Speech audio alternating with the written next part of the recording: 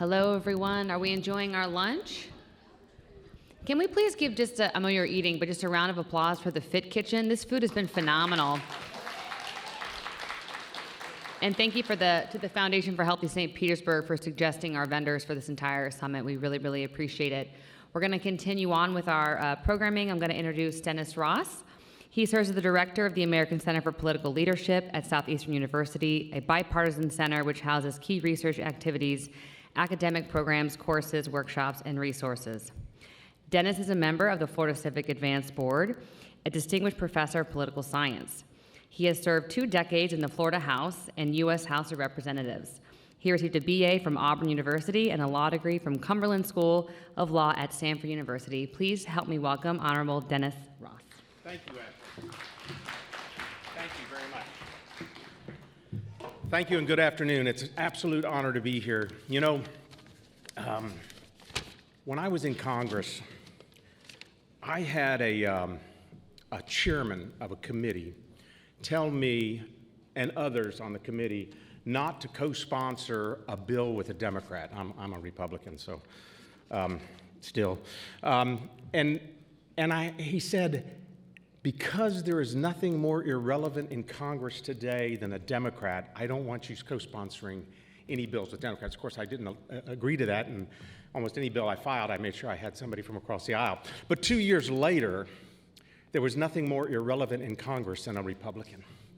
And what made me realize, and one of the reasons I left Congress, was because Congress will not save itself from the polarization and the divisiveness that's going on today. That the only way that is going to happen has been evidenced in what you all are doing here today, and that's from the communities.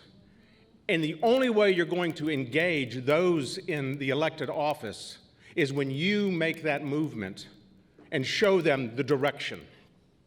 And the way you do that is you have to first decide where you are, as Ingrid pointed out in her discussion this morning. And you find out where you are by understanding what your civic health is and what your civic health means and how you can increase your civic health because of your abilities to gain so much more from that, whether it be in economic development, whether it be in educational advancement, whether it be increased diversity, whatever it may be, but civic health is the baseline. And so our speaker today is so point on to this. Cameron Hickey is the Chief Executive Officer of the National Conference of Citizenship and the Project Director for Logarithmic Transparency. He leads an effort to develop methodologies and tools collecting and analyzing data to increase transparency about how large digital platforms impact society. He was formerly a research fellow at the Shorenstein Center for Media, Politics, and Public Policy at Harvard's Kennedy School, and he investigated the spread of mis and disinformation. Boy, isn't that something? Whoever thought we'd have disinformation, you know? He helped lead the Shorenstein Center's Information Disorder Lab, which monitored disinformation during the 2018 U.S. midterm elections. Previously, he covered science and technology for the PBS NewsHour and Nova with correspondent Miles O'Brien. He has won a News and Documentary Emmy Award and Newhouse Mirror Award for his journalism and was also a Knight Foundation prototype grantee for his junk news monitoring news trackers. How's that, Daniel? And won a 2019 Brown Institute Magic Grant to investigate inauthentic activity on social media. His work has appeared on the PBS NewsHour, Nova, Bill Moyers, American Experience, WNET, and the New York Times. It is an absolute honor to introduce you today, our keynote, Mr. Cameron Hickey.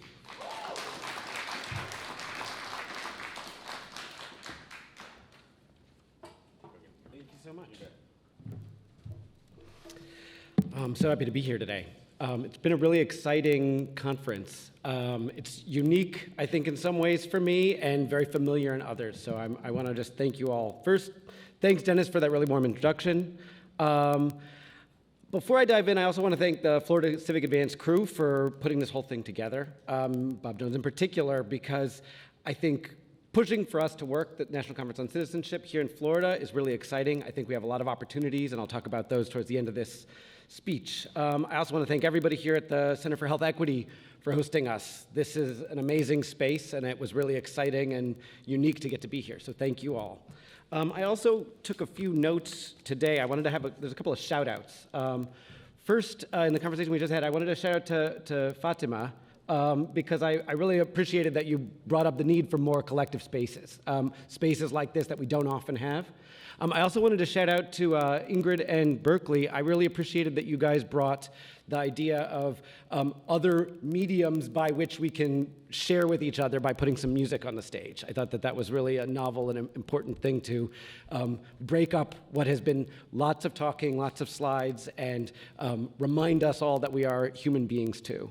And lastly, I wanted to shout out to Beatrice. I really appreciated, I heard today from you more than I heard all day yesterday, the thing I'm going to talk about, which is the news. You mentioned black radio stations and you mentioned the news in the area. And I think that this is something that, on the one hand, I was a little bit sort of sad I didn't hear more of yesterday, but at the same time, it meant that this speech I'm about to give you has relevance, because I'm going to talk a whole lot about news. So today, I'm talking to you as the CEO of the National Conference on Citizenship. But as you heard, I'm really a journalist. Right? I don't like to say former journalist, because I think once you're a journalist, you're always a journalist. And for me, the heart of journalism is storytelling. I got into that game because I'm passionate about exposing what's wrong in our society, because I want to hold power to account, and because I want to educate and inform the public. But being successful at accomplishing these goals really depends on the quality of the stories we tell. So today, I want to try and use this time we have together while you're eating your lunch to tell some stories about my experiences in the news industry and what that has taught me about the critical role that journalism plays in our society. Journalism is essential to civic life, right? This isn't a new idea. It's been recognized since the founding of our republic, right? The press is the only private industry that's specifically called out in the Bill of Rights to our Constitution. Right? Journalism is critical not just because it has the power to create accountability and transparency in our society, but because it allows us to use stories as a way to deepen our understanding of one another and to bring us together as a society. It helps us to connect to one another. It's the thread that helps us weave our civic fabric. So to illustrate this idea, I'm going to tell you 4 stories that I think help identify some key insights we can use as we look to improve civic health here in Florida. The first story I want to tell is about me and how I ended up on this stage. So, I've been a journalist and a filmmaker for a long time. I've traveled all over the world. I've had the unique opportunity to capture stories in some of the most impoverished and dangerous places on Earth, and to glimpse some of the most advanced and wealthy few that our world has to offer. I've been privileged to stand on the top of an erupting volcano and walk inside the control room of a nuclear power plant after a meltdown. But I'm standing on this stage today because of a particular story that's much closer to home, and that's really personal for me.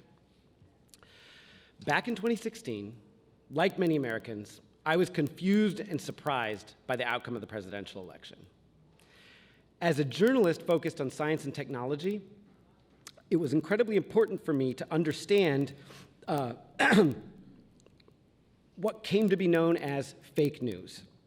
In the aftermath of that election, the whole world was consumed with stories about how social media platforms like Facebook had amplified misinformation and how that had impacted the outcome of the election. I needed to understand what really happened there so that I could meaningfully report on the impact of technology on our society.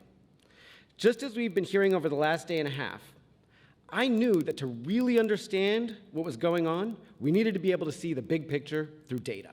So I rolled my sleeves up and I started coding.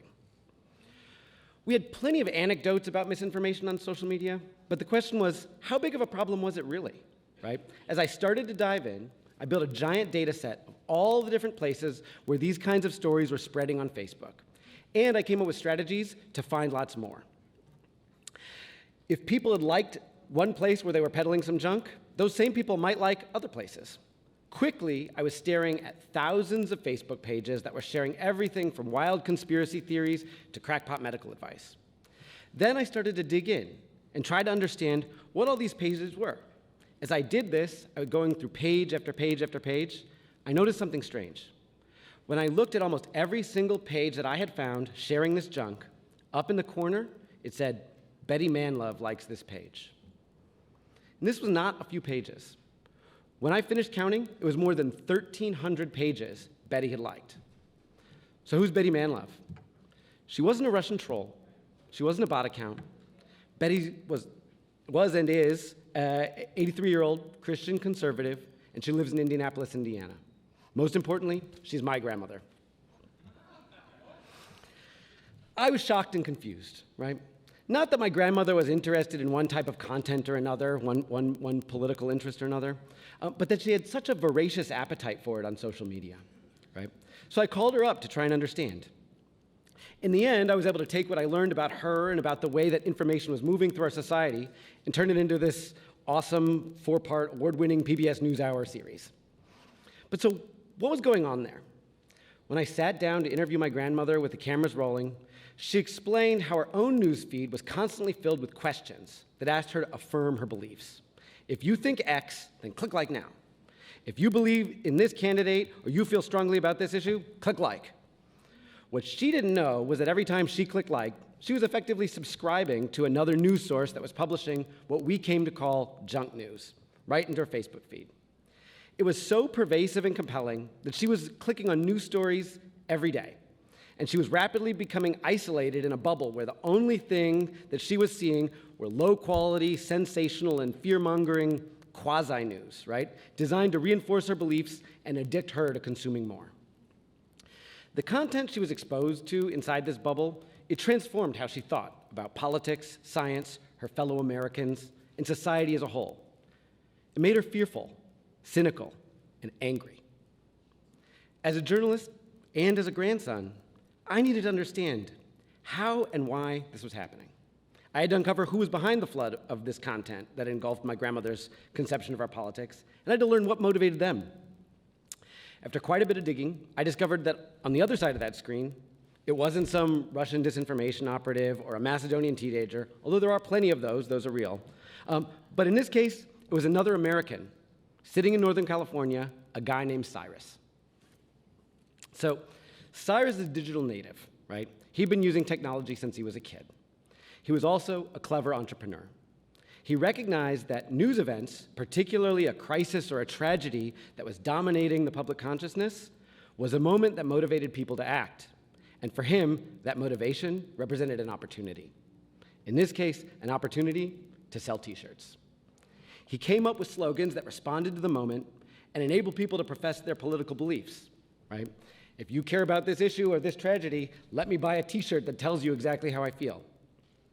And pretty quickly, from t-shirts, Cyrus expanded his use of technology and his profit motivation to focus on political messaging.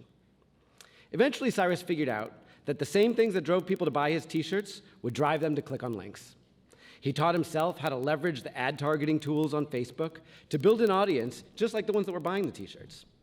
By running ads that asked people questions, those same questions my grandmother saw, about things they felt strongly about, by leveraging their emotions, and he could get them to click like, and once they did, they were part of his audience, right? And he could start feeding them the content that generated money for him, based on online ad sales. Now, Cyrus cared about politics. He had an opinion, but in this game, he was basically just interested in money. My grandmother had liked his page, one that published a continuous feed of what we like to call hyper-partisan junk. It was mostly vague innuendo and commentary that regurgitated the news of the day, but with a strong slant in my grandmother's political direction.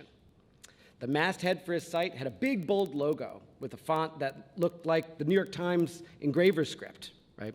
It was without irony that the title of his site was Truth Monitor.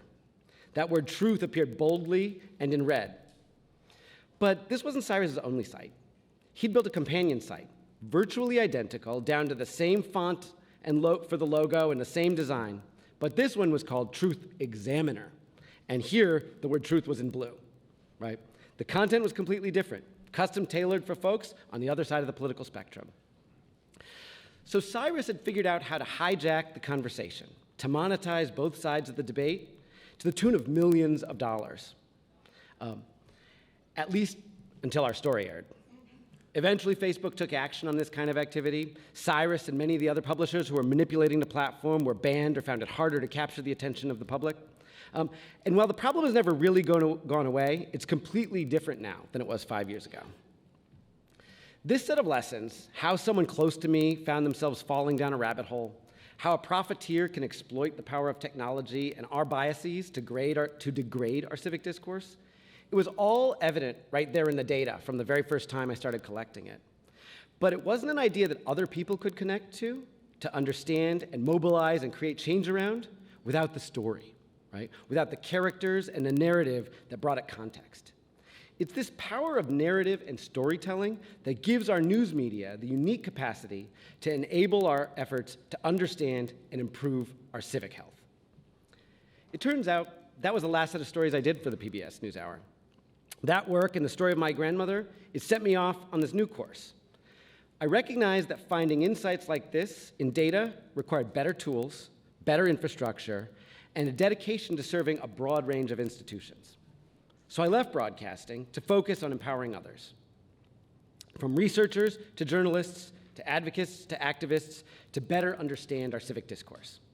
I founded a research project at the National Conference on Citizenship specifically to make it possible for anyone who's doing public purpose work to be able to have the best tools and data to dig into the substance of online media and to use that understanding for change. Now, there are a few other experiences that I've had that I think also help shape how I think about the role news media can play in achieving outcomes we seek for civic health. Almost a decade ago, I got to work on what I still consider to be one of my favorite stories. I wish I could say the experience was fun, relaxing, enjoyable, but candidly, it was not. As I think back now, it was probably one of the most physically excruciating days I've ever had as a journalist. It was January, and I spent the day marching several miles through the frozen wilderness of northern New Hampshire, trudging through snow and sleet to film a political protest. It was January 2014, and a small group of about 30 people, led by Harvard professor Lawrence Lessig, decided to march from the top of New Hampshire, starting at Dixville Notch, where they do the very first votes, all the way down to the bottom. Their cause? Campaign finance reform. Of course, they could have done such a march in the summer, when there would have been people out, when the temperature would have been tolerable, or they could have done it in the fall, during peak foliage, when I would have been able to take some beautiful pictures. But instead, they did it in the harshest part of the winter to show just how crucial this issue was and how much they were willing to go through to try and make change. For them, this was the issue that takes precedence over all the rest. As they said, if you can't get money out of politics, we can't solve poverty, we can't solve inequality, and we can't solve all the other issues that plague our society. So, they marched through the woods, in the snow, holding signs and chanting for hours. There was essentially no one there to see them except me. They created a story, characters embarking on a treacherous journey with striking visuals of snow-covered hills, and I came to document it. When it was all said and done, there was a rich, visual, personal report that translated their journey. A bunch of regular people braved the New Hampshire cold and trudged for days from the top of the state to the bottom to raise awareness about an issue that's usually so abstract that most people can't be bothered to care. By the time they made it to New Hampshire, there were hundreds of people marching with them. Numerous reporters and politicians had joined the walk, and the movement even birthed a short-lived presidential campaign. This band of protesters understood that they needed to create a story to promote a movement. By turning that story into a piece of news, we gave it life, and we made the idea something that could extend well beyond the reach they ever would have had on their own. So, journalism is uniquely positioned to help the public understand complex issues in ways that they can actually relate to. Nonprofit media, in particular, is dedicated to educating the public, holding government accountable, building communities, and inspiring people to take action. I feel like these are the same goals that are shared by all the people in this room. So, I often think about public television as the green vegetables in your media diet, right? You know you should eat it. We're often putting it in front of our kids because we know it's good for them. And we do it to be good despite the fact that it might not be as delicious or enjoyable as less healthy options. This next story is about how I learned to make those green vegetables a little more interesting. So in 2019, The American Society of Civil Engineers released their infrastructure report card, and they gave our nation's water and sewer systems a nearly failing grade, a D-. The science editor at the PBS NewsHour called and said, "Figure out how to do a story about this report and our crumbling wastewater infrastructure." It's a challenge. We don't see this, we don't see or even think about this part of our cities unless there's a major disaster. And most people don't want to think about it at all while they're eating their dinner and watching the evening news. But we came up with an idea for how to tell this story that allowed me to actually fulfill a dream I've had since I was a little kid, playing with Teenage Mutant Ninja Turtles, right? I wanted to take us inside our sewers and get a first-hand look at what was crumbling. So we had to call nearly every major city in the country to find one that would allow a news crew down into a sewer tunnel. Eventually, we convinced the good people of Detroit to work with us. The result? A 50-foot trip down a manhole to get under the city streets so our correspondent and I could go into what my colleague Miles O'Brien called, quote, "a river of that which rhymes with it." So in rubber waders, we walked through waist-deep sewage to witness firsthand the painstaking process that was involved in inspecting and repairing every inch of this invisible but critical infrastructure. By putting a human into this massive invisible system, we were able to expose and make clear what it means to have the sanitation and safety of our cities depend on 100-year-old construction projects that are incredibly difficult and expensive to maintain. It created a way for both regular people and policymakers to make connections between their civic actions, how they vote, how we spend our tax dollars, and those other more intimate parts of our lives. In a sense, what happens to all those green vegetables and why we need to care. So in Detroit, we were able to take a topic that could have been very dry and make a story that was, if nothing else, at least much, much wetter. So I got to tell you 3 stories that I think are really important for me to think about how I see journalism playing an important role in explaining and elevating civic ideas at the national level for a national audience. But we're here in Florida talking about how we can improve the outlook for our civic health here locally. So I want to tell you one last story that brings us back to the present to illustrate how local news can be critical in fostering civic engagement and can potentially even help become a barometer for our civic health. So anyone who weathered the pandemic with kids, as I did, can probably agree. In that first year, we began paying a lot more attention to the ways in which the decisions are made at the local level, more than we ever had before, right? As we began trying to understand the inner workings of our local school board and our Board of Health, we realized that we didn't know what was going on with the road work and the new housing construction in our area. We didn't understand why the center of our town didn't have the same lively business district as neighboring towns. We didn't even really know who our local representatives were. The only newspaper serving our town had been bought by a chain. There were no reporters left covering our town, Lexington, Massachusetts, a small town that's most well known as the site where our Revolutionary War began. So we decided to found our own newspaper. We launched a tiny nonprofit digital news outlet. We raised money from our neighbors, and we hired one young reporter to go to the school board meetings, to ask questions about the town budget, and to get to know our local leaders and community organizers. It's called the Lexington Observer, and it's quickly grown to become a widely read, indispensable source of information about our town. When we started, our group of neighbors helping to run the paper were all volunteers. We took turns editing the weekly newsletter. But a year and a half later, now that our paper has grown, my wife, her name is Lauren Feeney, who's also an accomplished and award-winning journalist, who I just want to say 2 weeks ago was awarded not 1, but 2 Edward R. Murrow Awards for excellence in broadcast journalism, has now taken on the mantle to support this growth and stepped in to become the full-time editor for our small-town local newspaper.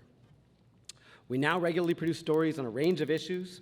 Those stories are frequently cited in public meetings where officials and citizens gather to hash out how to improve our community. And our paper is known to activists and community leaders and even our state senators as a place where they can send letters to the editor about important issues and get people to see them. Our community calendar is the go-to source for information about upcoming public meetings and cultural events. Last summer, a debate was raging on social media about a program in our schools that teaches about diversity and inclusion. in particular about gender identity.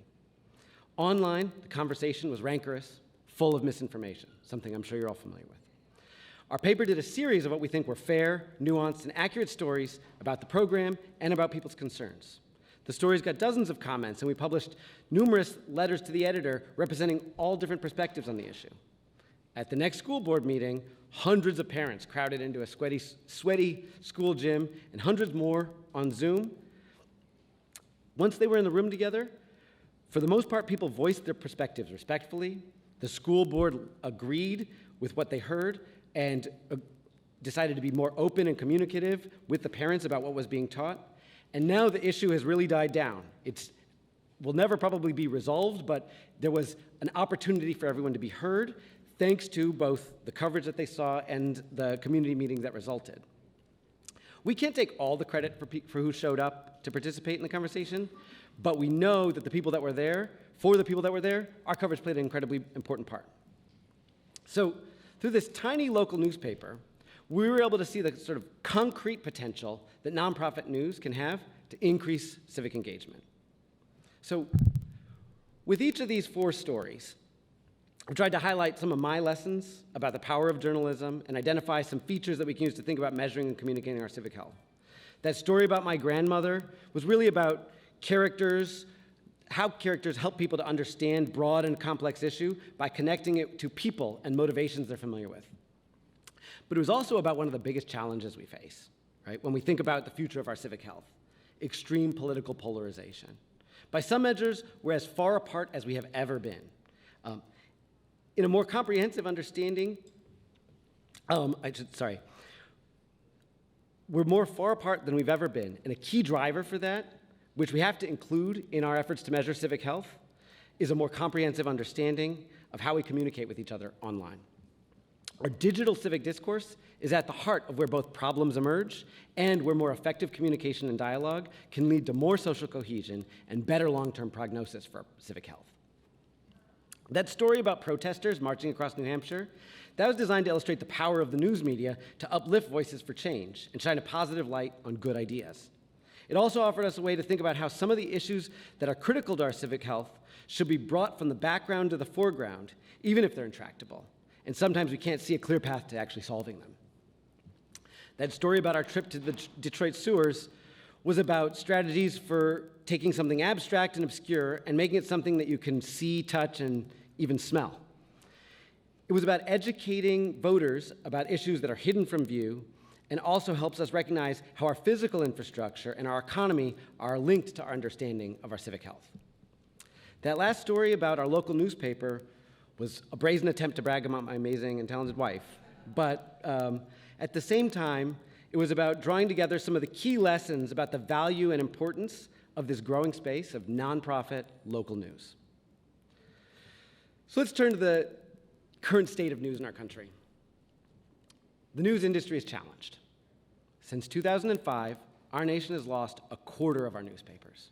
That's 2,500 newspapers that have closed. There are 1,800 communities across the country that used to have a newspaper and now have none. These are what we call news deserts. According to the researchers at the News Desert Research Project, here in Florida, there's 22 counties with only one newspaper and 5 counties with none. At the same time, people have lost faith in the news. This is acute at the national level, where the widening political gulf and the scourge of misinformation have sent our faith and confidence in the news to new lows. But there are some critical bright spots for the world of news and community-focused journalism in particular. Across the country, new local news startups have been emerging. The one we started in Lexington is one of more than a dozen that are cropping up just in our region. There's an emerging interest in local news as a civic impact investment. The National Trust for Local News is identifying and buying collections of struggling papers in several states, but not to slash jobs and extract cash, but instead to convert them to nonprofits, to bring new investment from philanthropy and the community to increase coverage and redefine and restore the civic purpose of these publications, to be a watchdog, a source of information, and a driver for social cohesion in local communities. The world of philanthropy is also moving to increase the capacity for leveraging local news as a driver for change and a mechanism for increasing civic education and participation. As you all know, I hope, one of the biggest foundations in the world focused on this issue is right here in Florida. It's the Knight Foundation. They joined an effort led by the MacArthur Foundation and with other funders to launch something very recently called Press Forward, to put $500 million into improving the state of local news across the country. Local news represents a critical piece of our civic infrastructure, and it needs to be at the center of our efforts to measure, understand, and improve civic health in our communities. So how can we take these lessons about the power of journalism, combine them with this, what I have anyway, renewed optimism about the future of local news, and layer in these ideas about expanded and representative understanding of civic health to build an approach we can actually realize here in Florida? We can start by thinking about what we already know, right? It's a moment to recognize that the challenges we face are really opportunities that we can seize. Here in Florida, both the challenges and the opportunities are significant. So I asked our Director of Research at the National Conference on Citizenship, Jeff Coates, to pull together the current statistics we have for Florida. One of the things that we often do, and for those of you who were here yesterday, you heard a little bit about this in Quijada's presentation, we look comparatively by state, right? So as you know, the census gathers data for all 50 states and the District of Columbia, asking residents a wide range of questions about the activities that correspond to civic health indicators. We look at which state ranks highest based on those responses about how citizens engage in things like volunteering, donating to charities, and participating in groups. Unfortunately, for those three activities, Florida ranks dead last, 51 out of 51. Things aren't much better for contacting or visiting public officials, where Florida ranks 48th. On the flip side, Florida ranks pretty high compared to other states, checking in at 14th overall when residents are asked about posting about politics online. And it comes in 15th place for talking about politics and social issues with neighbors. So we know Floridians care quite a bit about critical civic issues, but at least according to this slice of data, seem to be considerably less likely to actually take action to address them. So I want to just pause here for a minute and say, we all know that's not the whole picture. We had some great conversations yesterday about it not being the whole picture, and I want to acknowledge that. I do, however, think it's also important to recognize when you track the same data over time and you get the same answers, that it at least is an indication of something. Or when things change from one level to another, that also can be a powerful indication that some impact is happening. So our Civic Health Index today, it's not perfect. We're going to talk now about what we can do to change it, but those indicators are really challenging, I think, for me and for everyone in Florida, so they're an important starting point. So I think these numbers represent an opportunity. With Florida ranked dead last, it means you've got nowhere to go but up, right?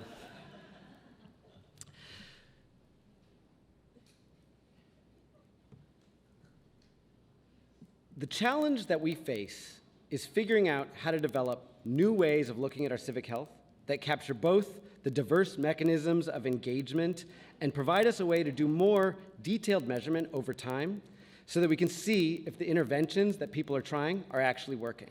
So we can measure not just health, but impact.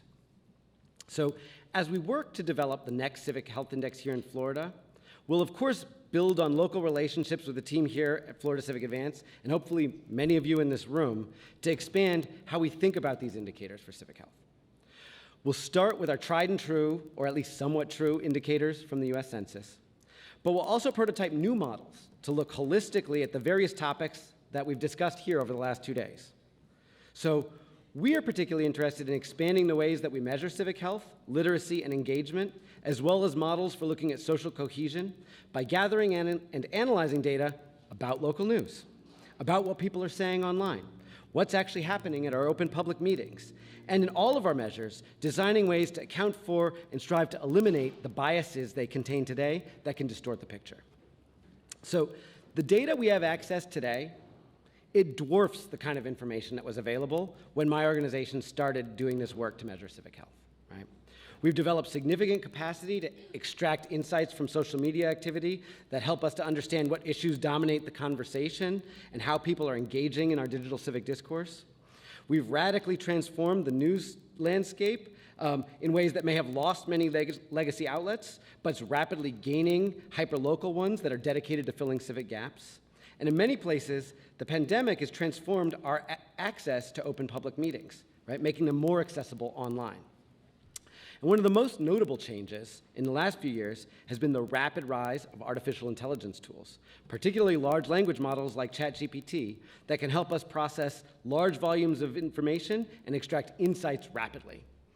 I want to pause here again and just acknowledge, because we do a lot of work in this space that I'm not talking about today, which is there's a lot of risks and threats from tools like large language models and AI, biases they contain. So any work that I'm interested in doing is clearly an acknowledgement of those things, but I want to keep moving forward. But know that that is a critical concern and one that we are hyper-focused on at the National Conference on Citizenship. So I just want to close by saying I'm really incredibly excited to embark on this mission with you all.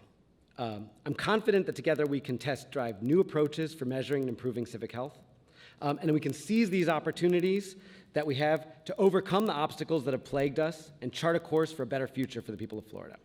Thank you so much for having me today.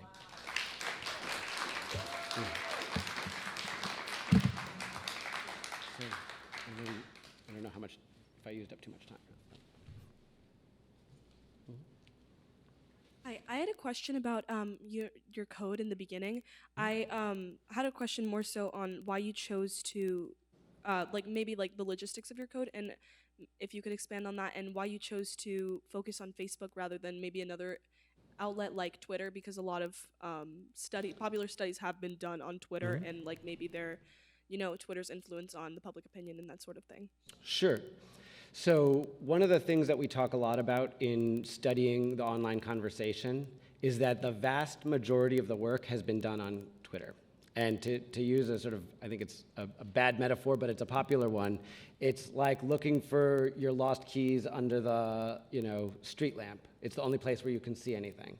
Twitter has been the easiest place for a long time for anyone who's trying to research and understand our civic discourse to do it. So it is by far where most of the academic research has been for the last 10 years. It also, I think, is a place that is dominated by elites. Right? Not just one kind of elite like politicians or influencers. It's a very diverse selection of elites, right? But it is not the place where everyone is having their conversation. And for a lot of people, it's not the place where a lot of people are receiving their information. And so we chose to focus on Facebook in large part because that's actually where a lot of the attention was right after the 2016 election. I would say the world is a completely different place now. 75% of our work is focused on TikTok today. But Facebook was an incredibly important place to look because Facebook operates more like a traditional broadcast model, right? A few outlets that are sending lots of information into the newsfeed that a lot of people are consuming, whereas Twitter is a much more conversational model.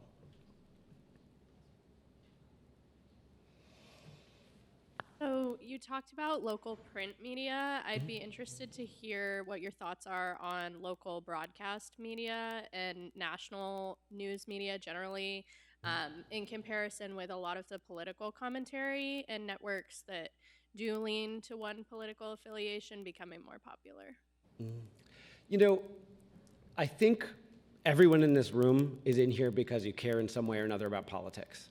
Right? So therefore, our level of attention for the national news outlets, in particular the broadcast ones, Fox News, CNN, MSNBC, et cetera, we're hyper aware of them. It's where we're seeing or at least hearing commentary about how they're talking.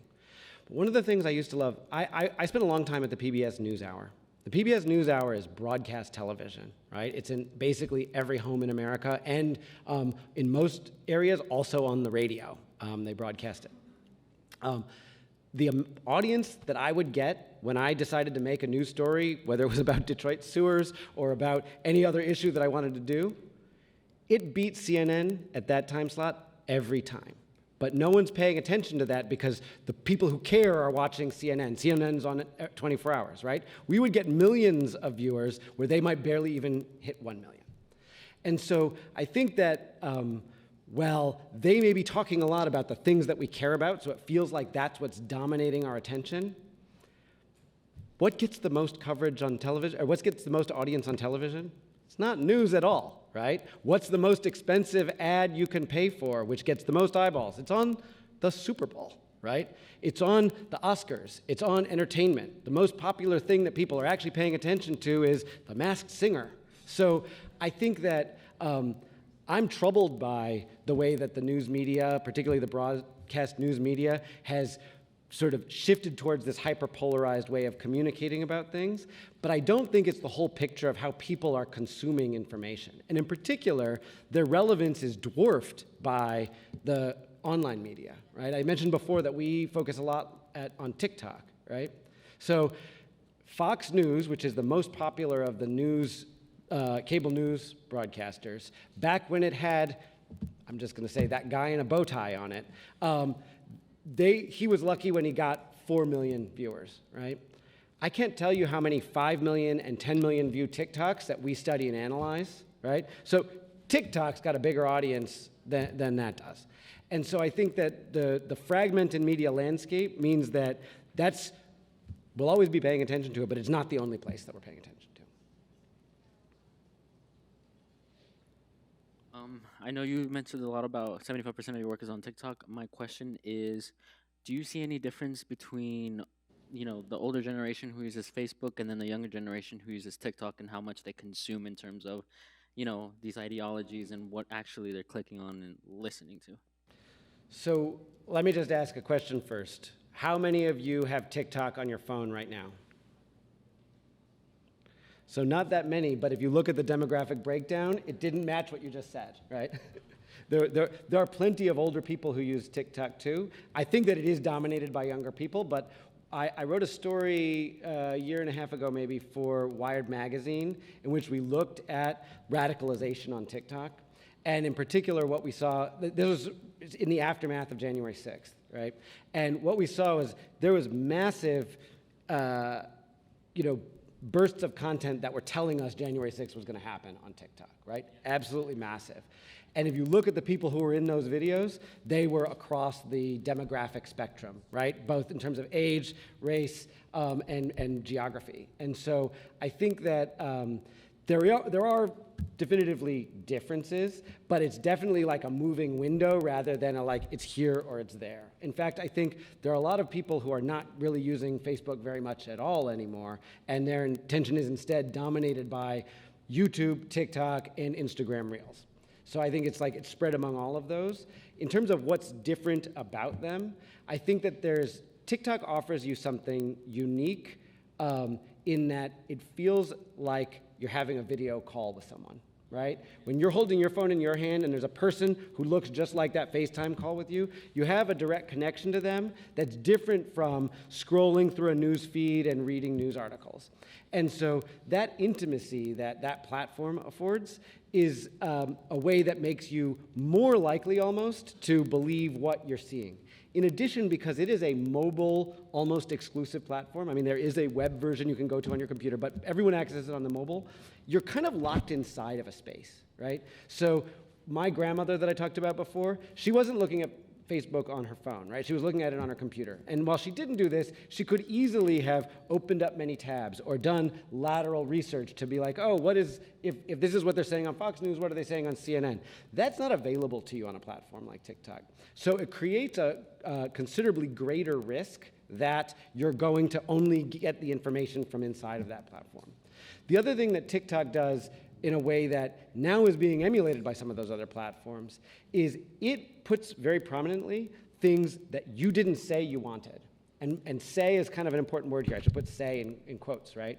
When you're on Facebook or when you're on Twitter, at least historically, what appears in those feeds are things that you've subscribed to, friends you have, things you have liked, like my grandmother did. But on TikTok, that's just not the case. TikTok will just say, we've observed passively the things that you've done, and in turn, we will insert more things into your feed. So we did some research recently on teens and mental health. And what we did was we set up automated accounts on TikTok in which a computer would essentially scroll through the TikTok feed, swiping, swiping, swiping. And it would just swipe and skip every video unless it encountered a video that had terms that we had identified that we associated with mental health content, right? Depression, sad, etc. And what you could see is doing nothing but stopping and letting our robot watch a video that had those words in it meant that very soon the other videos you were getting would lead you down a rabbit hole of incredibly depressing and worse content. And so that platform really takes you in a different direction than some of the other platforms do, and I think that's a risk regardless of your demographics. Thank you, by the way, for all of this. This is awesome. I'm curious on something that's happening right now. So I will preface this by saying that I am half Palestinian, so I am able to see, my family members like on-hand accounts, first-hand accounts of what's going on. The blatant stuff that's happening in our media. I mean, I'm curious on your take because I obviously cannot count on mainstream broadcast TV right now for the news on what's going on in my home country, but I'm using social media, and every day, on top of them being murdered, the journalists are being actively censored on Instagram, on TikTok, and it's crazy. It's happening a lot. So I'm curious your perspective from your history on that phenomenon. So we're talking about a very serious issue, but I started to smile when you started to talk about this, so I apologize for that. But I want to sort of relate an anecdote to help answer your question, which is that I had a fifth story in my list that my wife told me, "You're cutting that story. You can't tell that story." And the reason she told me I couldn't tell that story was because it had the word Palestinian in it. And she thought, I don't know if you can go into an audience of people who you don't know and mention the word Palestinians or Palestine and not have them segregate you into a camp in which we've decided you're on the other side of an issue that we care about, and that's the end of the discussion. And I took her advice because we see that actually happening in our communities right now across, in where I live. And so I thought, I've already got more than enough content, I will forego that. But I wish I could FaceTime her right now to show her that you asked this question, because it's sort of, I think, what's happening right now, it's happening in a much broader ecosystem. For you, it's incredibly personal. I sympathize in many different ways. The story I was going to tell, which I won't belabor, was about our telling of a story of a Palestinian-American family in North Philadelphia who decided that the grocery store that they ran had to serve every member of their community. So it was this diverse American story about Thanksgiving, right? It was sort of a way to say being American transcends our individual identities, and that was another way of using the news media to tell a good story. And in that case, what happened was we told this great story about this Palestinian-American family serving the Black and Latino community in which they lived, and that people who saw it all across the world were like, I want to send money so you can donate more turkeys so that everyone in your community has a turkey on Thanksgiving. And it was sort of like, when we think about our forms of civic engagement, this was a way that you could see the news media galvanizing civic engagement. But I think that these challenges that we face in talking about these issues, in particular this really challenging one at this moment, there is another very large community of people from the Russian and Ukrainian community or been having this same exact conversation for quite a while, and we've lost sight or lost attention for it here in the US months or even a year ago compared to now, and this new one is dominating our attention. But these problems, the ones that you're seeing and experiencing in the way that the social media platforms behave, the lack of transparency that they have, and the oppression of voices, it's incredibly complicated, right? There's not one good answer here. I do think that spending more time on these platforms is proving to be harmful to us. We want to be able to connect to our friends and our family, right? I can't tell you since that horrific terrorist attack happened, I can't tell you how many people have reached out and talked about it online to me or to the people that are near me on both sides of the border there, but the more time you spend with it, the worse our own mental health gets, and it is not helping us to actually impact change. I think the conversation and the discussion that we have outside of social media is more critical. I got no really good answer for you, though. I'm sorry. So yesterday we heard in passing a reference to Civic Lex in Lexington, Kentucky, and then today we have another Lexington example. And what I wanted to ask is, do you think that in Florida we should be thinking about the broader civic health index and the impacts and results that could spur in communities, and think in terms of implementation how to create these nonprofit news / civic engagement programs? We had Civic Lex in October on a webinar that we had run, and we had the Knight Foundation and Civic Lex, and they were all about engaging in their local growth management plan, and they were all over the local government at intersection and trying to help connect people and translate and summarize and get them engaged in thinking about decisions that were made on their behalf or decisions that they wanted to join in and offer different options. So is that a good strategy for us to be thinking about the presence of a nonprofit journalistic effort that might be a part of a strategy, a broader strategy on civic health in a community? Absolutely. I hope that was one of the takeaways from this, what I shared today, which is that I think there's both the opportunity in that there are people who are interested in participating in generating new local and community news. There is the possibility of funding, including funding that comes from the local community, as well as these large philanthropies. And I think that it's critical, in part, the Civic Health Index, I think I used in this speech, I referred to it as a barometer, right? I also think that we talk a lot about, like, it's a tool or an instrument, or we have this Civic Health Index, and then it tells us these things that we should do. But I actually think that it is more powerful if we can increase the fidelity and the frequency of the data that we're collecting, so that it actually helps us to measure impact. Right? If we do something today and we know what it was like yesterday, then when we get to tomorrow, if something changed on our Civic Health Index, we know that we can at least correlate that change with the action that we took, right? That's not the same as proving impact, but it's a pretty meaningful start.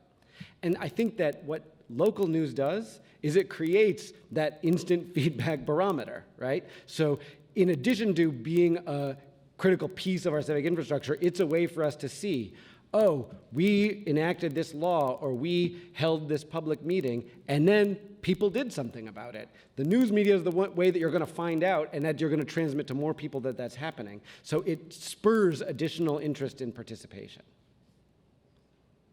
I have a question. For the Lexington paper, was there protocol that y'all used to hold yourselves accountability for impartiality? What did that internal process look like? So I will reject the premise of your question. Being a good journalist doesn't mean being impartial, right? So if you are covering a war zone as a journalist and you watch someone get injured and you decide not to help them because you're being impartial and you're letting the situation play out, I judge you as not being a good person, right? And that extends all the way down in every direction. And so I think that attempting objectivity is important when you need to separate yourself and your beliefs, but we're always covering issues that we care about because we think they're important and we want to expose something that's wrong in our society. Not always, but I always am. And so I think that it's not as simple as being objective or impartial in the way that we do our coverage. Now, are we impartial in terms of what we're doing? Probably not. But the approach that the folks, so just to give you a sense, the former publisher of the Los Angeles Times, the executive producer of the preeminent investigative series PBS Frontline, myself from the PBS NewsHour, my wife, a longtime journalist at both PBS, The Intercept, and others, and the chief executive officer of the National Trust for Local News. We are all residents in the same little part of Lexington. So we have a unique mix of people who have incredible depth to their journalistic experience. Now, that doesn't mean that we can just say, oh, we know what we're doing and we've got this, right? The accountability that we need is still, I think, required. But the ways that we do that are not codified in one set of practices. It's it's a continuous development, right? What are the issues that we recognize are important?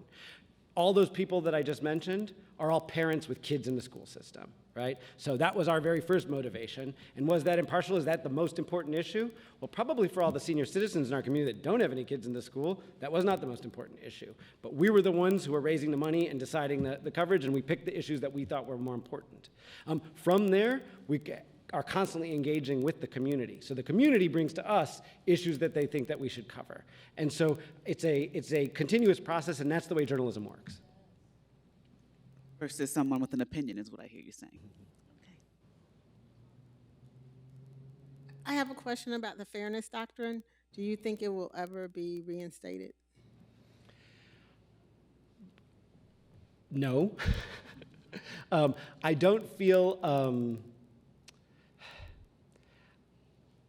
our organization has a issue in front of the FCC at the moment. So my sort of interest in thinking about these kind of policy issues is a little bit more limited, I would say. But I think that does it really matter is the question I start to ask, right? Because I think that we've got a completely diverse and fragmented media ecosystem now. So unless you want to regulate every last blog post, are we solving a problem that needs to be solved now, or do we need to be thinking about new ways of communicating and transforming our sort of approaches to communication at the community level? I think that's how I think about it. But I also feel a little bit constrained in what I want to say about it. Cameron, I think we also should not assume that everyone in the room knows what the fairness doctrine is. I'm sorry. So the fairness doctrine, we're referring to the equal time on broadcast television for different political parties. I'm sorry.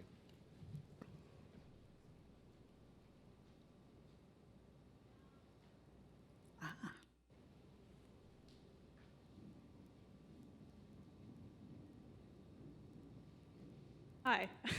I also have little children, so if you're sleep deprived, I mean, yours are probably grown by now, but I appreciate that perspective on many things. So I'm an educator here in Pinellas County, and I think whether you have an official role as an educator, right, we all kind of play a role in that. So I can't use TikTok, not allowed. What, if you were in my role to reach, I have 1 million people, I'm one person, is there a media tool or top 3 that you would say, I would focus your efforts here to have the most bang for your buck?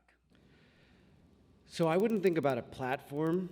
I think that in the world of online marketing and communications, everyone has a multi-platform or cross-platform strategy. I think you want to be thinking about what your message is and how you're going to craft your message.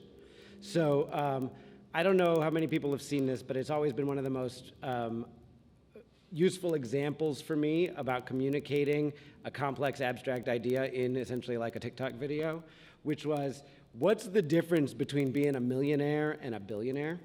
And there's a guy who says, in order for me to explain how rich Jeff Bezos is, I'm going to do so by using grains of rice. Right? And he's like, here's, if each grain of rice is $10,000, or I don't remember the exact math, but he's like, here's what 1 grain of rice is this. Now let me create a pile and show you what $1 million looks like. Most of us don't have $1 million, but that's what it would look like if it was $1 million. And then he sits there and starts pouring out bags and bags and a crazy mountain of rice to show you the difference between that thing that we already thought was a lot of money and this other thing. And so the point was, Jeff Bezos is too damn rich, right? Like that was the message he was trying to get across, and that we have like crazy income inequality in our society, and we're not even really aware of its scale. And the mechanism that he used was a fun, simple visual metaphor, and that video went super viral. And so the capacity to tell a story in a way that matches with the way that the medium, the different mediums, the media are used, is really important. And a way to think about how the message that you have is something that if I knew who my audience was, if it was 1 million people, how do I design a message that is going to resonate with a lot of them in a way that is creative and that inserts itself into the existing conversation, right? So to think about TikTok, like it's more diverse now, but most common thing on TikTok are dance memes, right? Many different people doing the same dance.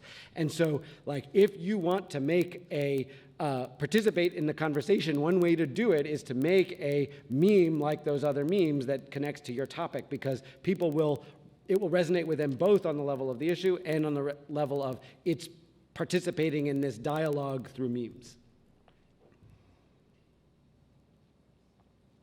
Are there any other questions for Cameron?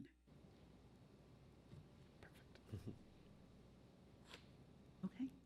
Thank you, Cameron. Thank you. Thank you very much.